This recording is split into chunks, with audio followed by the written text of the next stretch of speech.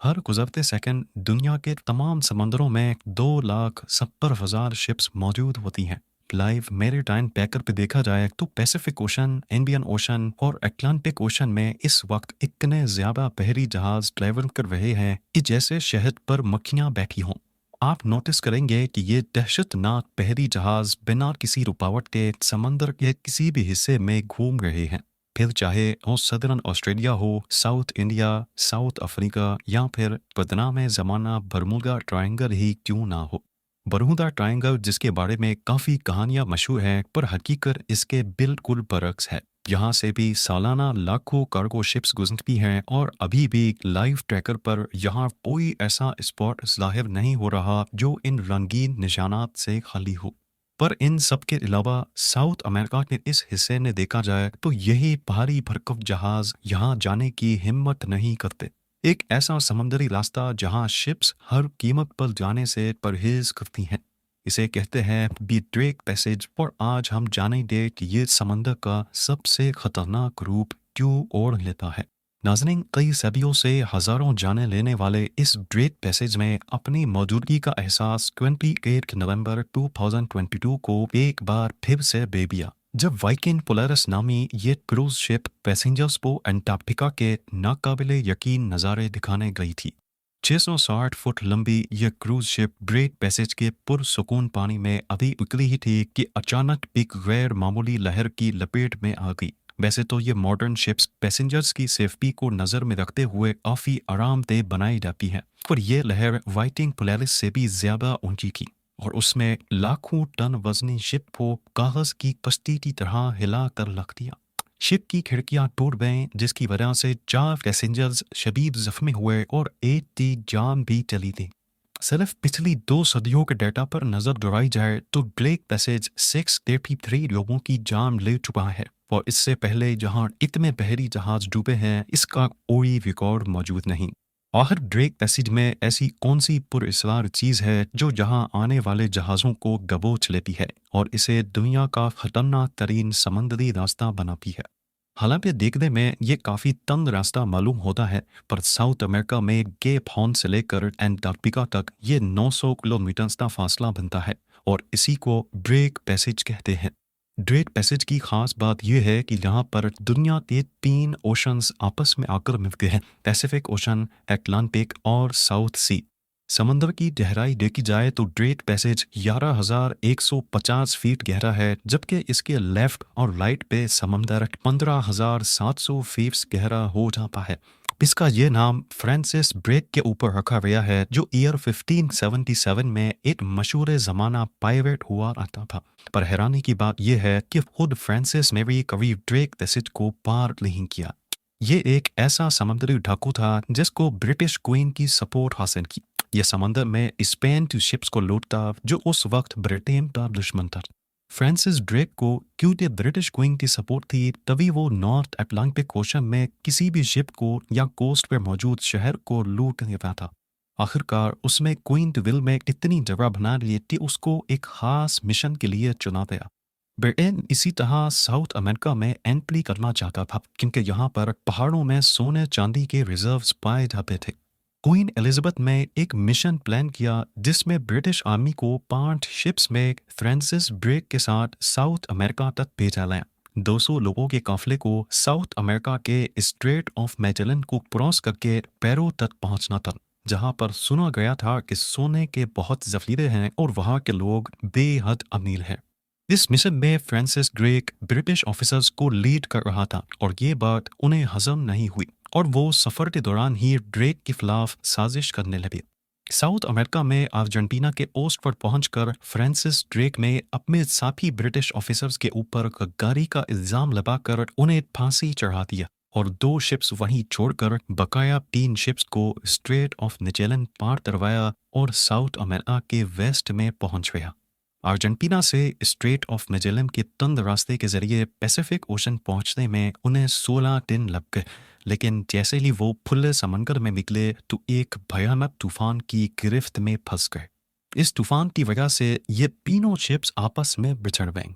एक straight of मैजेलन के जरिए वापस ब्रिटेन पहुंच गई, ये समझते हुए कि फ्रांसिस ड्रेक मर गया है। दूसरी शिप ड्रेट पैसेज को स्ट्रेट ऑफ मैजेलन समझकर उसकी तरफ गई, जिसकी बाद में कोई खबर नहीं आई।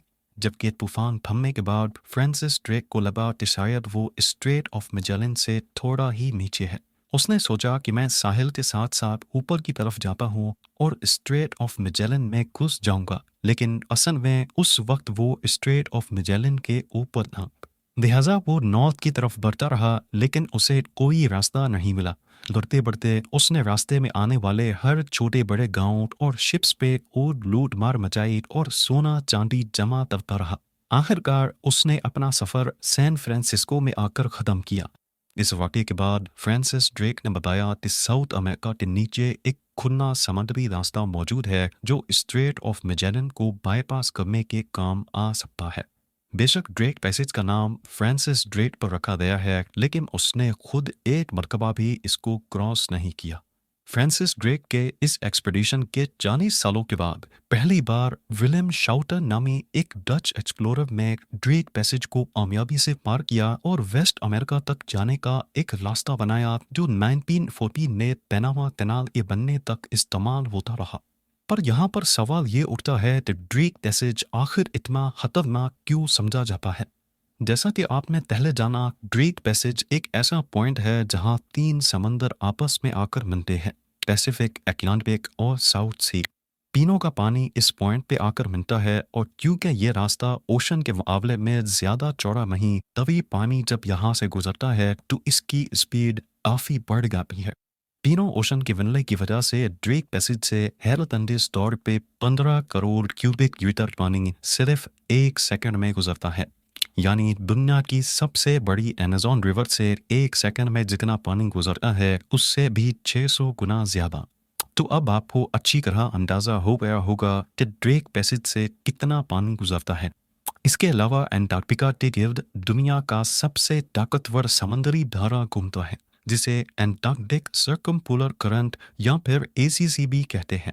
ये ठंडे पानी का तेज बहाव अंटार्कटिका के गिर्द गोल गोल घूमता रहता है और इसी की वजह से पैसिफिक और अटलांटिक ओशन का गर्म पानी अंटार्कटिका तक नहीं पहुंच सकता।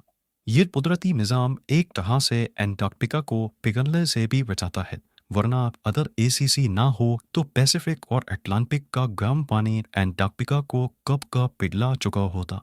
ACC अंटार्कटिका को क्लॉकवाइज डायरेक्शन में घूमकर महफूज रखता है, लेकिन ड्रेक पैसेज के पास आकर इसमें से थोड़ा सा पानी साउथ अटलांटिक ओशन में चला जाता है। यही वजह है कि ओशन के इस हिस्से में अचानक से ऊंची लहरें बनने का खदशा रहता है, और सबसे बड़ा मसला ये है कि इन ऊंची लहरों को पहले से प्रेडिक्ट करना भी काफ़ी मुश्किल है।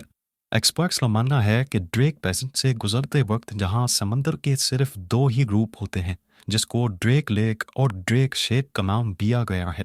ड्रेक लेक का मतलब है कि कभी कभार यहाँ किसी किस्म की लहरें नहीं होती और इसी झील की तरह समंदर खामोश होता है। लेकिन जब लहरें बनती हैं तो फिर कोई बीच का लेवल नहीं है, बल्कि वो बहुत शदीद होती हैं, और इस कंडीशन को ड्रेक शेक कहते हैं। यहाँ ज़्यादातर हादसात होने की वजह भी यही है, क्योंकि ये दिखता कुछ और है पर असल में वैसा नहीं होता। ये अलग अलग रूप में क्यों रहता है, इसकी सही वजह आज तक किसी को भी मालूम नहीं, पर एक्सपर्ट्स का मानना है कि शायद ऐसा मौसम के बदलने की वजह से होता है। पैसिफिक और अटलांटिक ओशन की नम और गर्म हवाएं अंटार्कटिका की तरफ रुख करती हैं, जिसकी वजह से एटमॉस्फेयर में प्रेशर का डिफरेंस पैदा होता है। उनका ख्याल है कि शायद ये प्रेशर का डिफरेंस ही अचानक से यहाँ 20 से 30 मीटर ऊंची जानलेवा नहरें बनाता है, पर इस चीज़ का अभी तक कोई साइंटिफिक एविडेंस नहीं मिला। ड्रेक पैसेज में एक और खदशा भी जाहिर किया जा रहा है कि जब तीनों समंदर आपस में मिलते हैं तो तीनों की डायरेक्शन एक दूसरे के ऑपोजिट होती है, जिसकी वजह से समंदर में एक व्हिर्लपूल इफेक्ट पैदा होता है, जिसे गिरदाव या पानी का चक्कर भी कहते हैं। इस इफेक्ट की वजह से बहरी जहाज़ों का इसमें से निकलना काफ़ी चैलेंजिंग होता है, और अगर इसी दौरान कोई खतरनाक लहर पैदा हो गई तो फिर वो जहाज़ को अगर नुकसान ना भी पहुंचाए तो भीड़ भाड़ झूला जरूर देती है। अक्सर पैसेंजर्स इस मोशन की वजह से बीमार पड़ जाते हैं, तो कुछ इसको शिप बैक पे स्लाइड करके इंजॉय भी करते हैं, लेकिन कई केसेस ऐसे भी सामने आए हैं जिसमें पैसेंजर्स या क्रू झटके की वजह से पानी में गिर जाते हैं। ब्रेक पैसेज में पानी का टेम्परेचर -6 डिग्री सेल्सियस होता है और ये दुनिया में वाहिद ऐसी जगह है जहां माइनस में होने के बावजूद भी पानी लिक्विड फॉर्म में ही रहता है। इतनी ज़्यादा ठंड बदन को फौरन फ्रीज कर देती है और हाइपोथर्मिया के बायस इंसान की मौत हो जाती है। इसके अलावा ग्रेट पैसेज का मौसम बहुत ही अनप्रिडिक्टेबल होता है। ये एक ऐसा एरिया है जहाँ पर तेज़ हवाएं, लहरें और तूफान बहुत तेज़ी से बनते हैं। कुछ वक्त ये पैसेज शांत और साफ होता है जबकि दूसरे वक्त ये तूफानी और खतरनाक हो जाता है। साइंटिफिक कम्युनिटी अभी तक यहाँ के इस एबनॉर्मल मौसम की सही वजह मालूम नहीं कर पाई। इन सब चीज़ों के साथ साथ कई लोग ग्रेट पैसेज को एक अनोखी और सुपर नेचुरल जगह भी मानते हैं। कुछ सेलर्स और ट्रेवलर्स ने यहाँ पर अजीब फिनोमेना भी नोटिस किए हैं, जैसा कि आसमान में अजीब लाइट्स का दिखना, कंपास का अचानक खराब हो जाना और ऐसी आवाज़ें भी सुनी गई हैं जिनकी साइंस वजाहत नहीं कर सकती। आपको यहाँ बताते चलें कि ग्रेट पैसेज के आसपास का इकोसिस्टम भी एक मिस्ट्री से कम नहीं है, क्योंकि इस एरिया में एंटार्क्टिक सर्कमपोलर करंट्स की वजह से समंदर में वो मखलूक नहीं पाई जाती जो नॉर्मली दूसरे समंदरों में मौजूद है। यहाँ काफ़ी मुख्तलिफ समंदरी प्रजातियाँ पाई जाती हैं जिनकी बॉडी माइनस टेम्परेचर और हाई प्रेशर को आसानी से झेल सकती है।